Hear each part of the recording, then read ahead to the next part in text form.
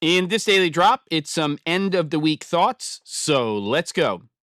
Okay, everybody, I am officially in the weeds, underwater, whatever you want to say, and somehow I'm going to get through this, but my goodness, right now, it's a bit crazy. So before I pack up some equipment, because tomorrow I have to do some VO or voiceover pickups, I just wanted to give you a few thoughts.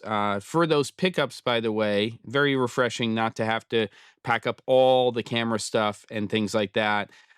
Just basically NTG5, which is this microphone, going into the Mix Pre 6.2. I'm going to bring some floor covering, like a rug, a stool. I'll have 2 sound blankets that are about 6x6 that will flank talent side by side, and going into a room that's about the same size as the room that we shot interviews in a few weeks ago. Just 2 pickup lines. It's going to be pretty simple. I'll get in there, set up for about 20 or 30 minutes with a boom stand for the mic, get the person to read those 2 pickups, probably 2 or 3 different ways, just so that we get different energies and things so that they can cut together with the actual piece that they are needed for. And that's what I'm doing tomorrow. So that's that. I've been checking out some VO3 stuff from Google. This is obviously generative AI for video. And my goodness, how far we have come in a year. If you haven't seen any of this stuff, which I'm sure most of you have, it's a little mind-blowing. I knew that what we were starting to look at with Sora and some of the other stuff from Runway was going to move and accelerate very, very quickly, especially in the areas of stock, video, and commercial stuff. I didn't know and didn't think it was going to happen this fast. Now that sound, dialogue, and things like that are coming into it, some of the things that I'm seeing are just absolutely ridiculous. Sure, there are problems still, but if we are trying to fool ourselves and think that generative AI is not going to be used for high-end commercial production in the relatively near future, it's already starting to be, then we're not very smart people, because it will be. And it's not going to take the place of telling long-form stories.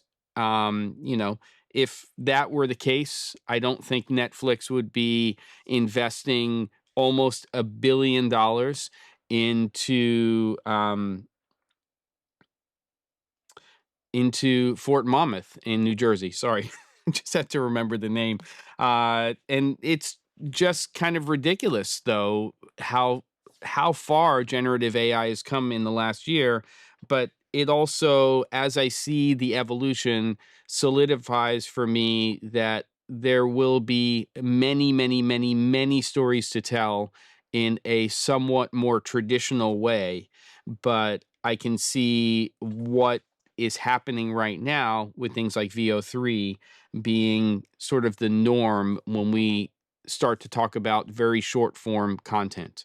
You know, we've jumped over a lot of hurdles in the last 6 to 12 months when it comes to matching things, continuity, and now adding dialogue and sound effects and things like that. It's going to be really interesting to see where this goes in the next year to 2 years. But rest assured, it will be used for real productions and is a change. So there you go. Other than that, just getting ready for next week, where I will hopefully be starting to create some more content in this space, not just for the daily drop, but for some stuff that I have to get out the door. And there is a slight possibility I'm going to be getting on an airplane for a couple of days next week. Not sure how that's going to play out, but some fun, interesting stuff. Hopefully you're doing well out there. And those are just some of the things that are going through my head at the end of this week. Don't forget to, and I'll see you on the next episode of The Daily Drop.